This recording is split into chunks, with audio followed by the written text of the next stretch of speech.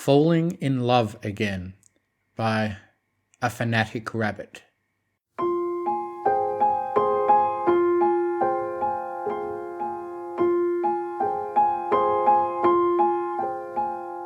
Twilight obsessed over the reflection in the mirror. She reared herself up on the sink, staring at the myriad of imperfections apparent to her. She never felt most of them, but that didn't make them any less real. The wider jaw, the broader shoulders. She pressed an ankle to her neck and chin, feeling the roughness of her fur from puberty slamming into her like a train. It was a little much to hope that her becoming an alicorn would fix all those problems, she supposed.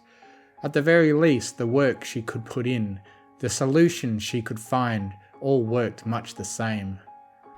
Rather than staring at each little imperfection any longer, Twilight pushed herself back and took in her entire self. Up close, she could easily spot every little detail that might paint her as something other than a mare. Further out, she could see a more complete picture, and the myriad of problems almost disappeared. She could still see them, of course. She knew where to look. If her face were a map, she could give coordinates on every hated geographic point from memory. But further away, she didn't see an atlas of disgust and shame. It had taken her years and plenty of love from friends, as well as learning to love herself again. She was a painting, with new coats of paint being applied over and over, altering and improving the original work, but never replacing it. She'd grown her mane out in the years since she came to Ponyville. She had let Rarity do her makeup, to hide some of the things she disliked, and to emphasize what she did. Her eyes, for one, and the shape of her mouth. Twilight grinned, and the feelings of discomfort and surety in who she was intensified.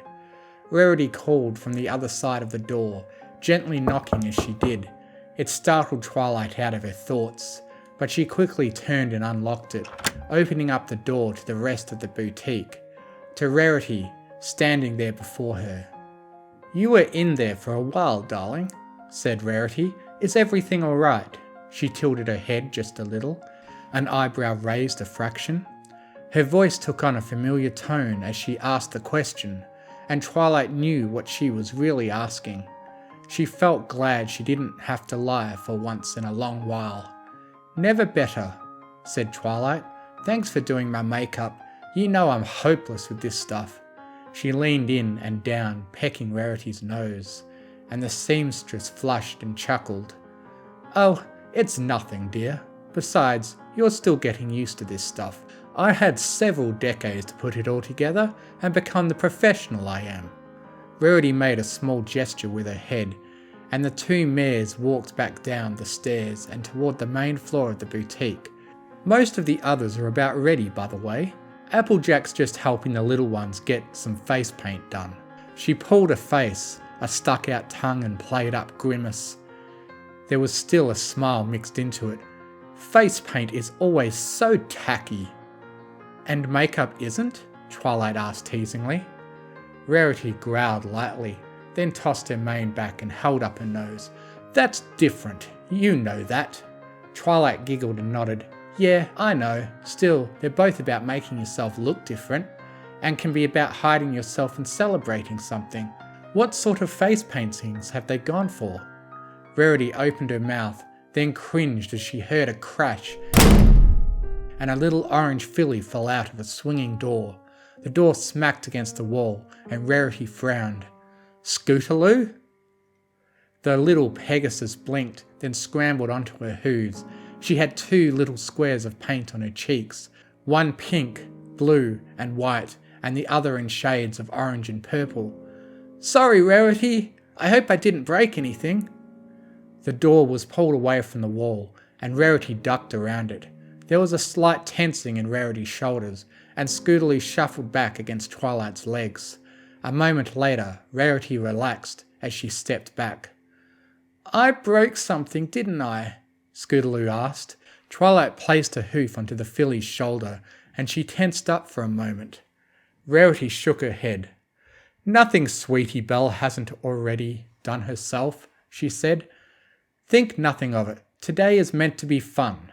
That said, Rarity's expression turned a little more serious, though her grin remained. "Please try to keep the rambunctiousness out of my house for now, Scootaloo nodded and buzzed her wings. "I promise I'll behave until we leave," she said, and she went through the motions of a pinky promise. She took a few steps back to the door, then paused before whirling around to look back at Twilight.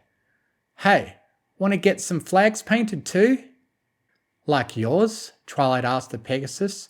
Rarity glanced up and down between Twilight and Scootaloo, and as the alicorn grinned and answered, "Yes," the seamstress let out a small groan.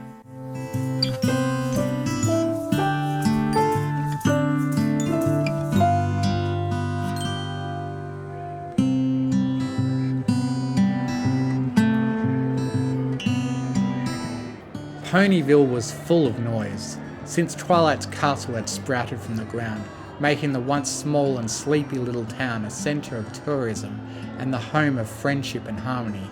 Now it saw far more celebrations. Twilight had seen parades like this in Canterlot once in a while. She never paid that much attention to them, having refused to accept who she was. Now she felt her heart swell up like a balloon and try to lift her off the ground. She understood a little of what it must have been like to be Pinky on an average day. The market was much busier than usual. On top of the usual food stalls, there were booths for games and activities. The space that was usually reserved for just the Apple family's little cart was now a marquise, and several booths selling apple-flavoured treats and a few more rural-styled activities that could be safely practiced in the town centre. Twilight recognised only a hooful of the extended family, and only one by name. Twilight insisted on paying Apple Fritter the bits for the pair of candied apples she picked, and then gave Rarity one of them. "Apples, there's something new," Rarity said flatly, though she chuckled a moment later regardless, and tried to delicately bite into it. It was, unfortunately, just a little too large and glossy for her to simply nibble, forcing her to take a larger bite and get some caramel stuck to her cheek. It left a silly orange streak right beneath the purple and pink heart painted below Rarity's eye. Twilight chuckled and took a braver bite herself. It didn't help keep her face clean. She hadn't even swallowed her first bite before she felt a napkin prodding at the side of her face and wiping the melted sugar off. "Honestly, Twilight, you can be so messy sometimes." She made sure Twilight's face was clean, then tended to her own sticky fur. "A lady doesn't take big bites out of her food." "Well, it's a good thing I'm not a lady then," said Twilight, taking on a slightly more serious tone. Rarity paused, then frowned. "Twilight, don't..." "I'm not a lady.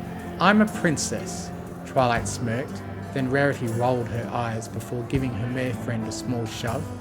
"You are insufferable sometimes, you know that?" Twilight shuffled back beside Rarity, their bodies touching, and she flicked her tail around to fall into Rarity's tightly spun coil. "You love it, really." "No, I do not," Rarity protested, and Twilight kept smirking, using her height to loom down onto Rarity. "Okay, maybe a little. A lot. Stop smirking at me like that." Twilight giggled and kissed Rarity on the forehead. "I can't help it. You're cute when you pout." Rarity pouted harder, opened her mouth to say something, then took a large, unladylike bite out of her candied apple. This just made Twilight laugh again and grin. She watched Rarity eat as they walked, remembering to take a bite from her treat every once in a while. Somewhere ahead, Fluttershy was chaperoning the Crusaders, helping them out of too much trouble, though they did get a few stern words thrown at them from the odd stall owner, and even Rarity herself. The girls tossed back apologies, and frowns turned to smiles as they let off their energy elsewhere, and slowly bankrupted Fluttershy as they collected balloons and trinkets and snacks aplenty.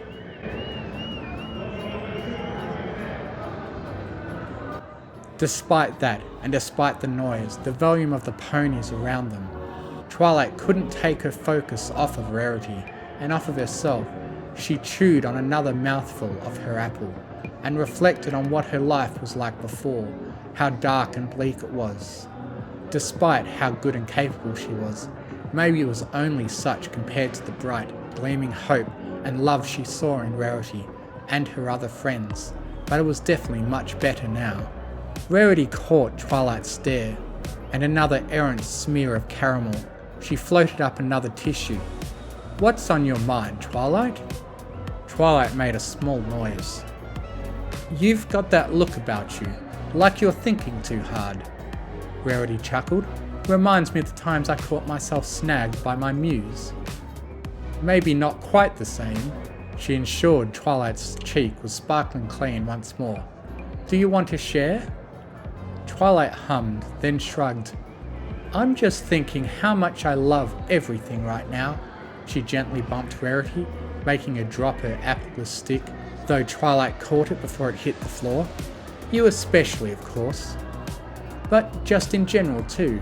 The girls, all the other friends we have, everything seems so sunny." She bit her lip. "That sounds sappy, doesn't it?" Rarity gently bumped her cheek against Twilight's, and the little electric shock of love and acknowledgement made the hair on Twilight's back stand up. "Not at all, love." Rarity stopped and turned to face Twilight head on. Twilight did the same and took another bite from the remains of her apple.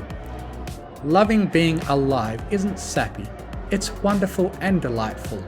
It reminds me that the mare I fell in love with is worth all my effort and attention." Twilight gently ran a hoof in circles on the floor. "You think so?" "I know so. I know you have a unique experience with life." She then leaned up, kissing Twilight's lips. They held together for a few moments, and then the sticky sugar pulled apart as they separated. "It's good to know that despite that, you've taken to life like you've taken to every dress I give you. It fits you perfectly and brings me an endless amount of joy to see." Twilight's heart almost burst, and they kissed again.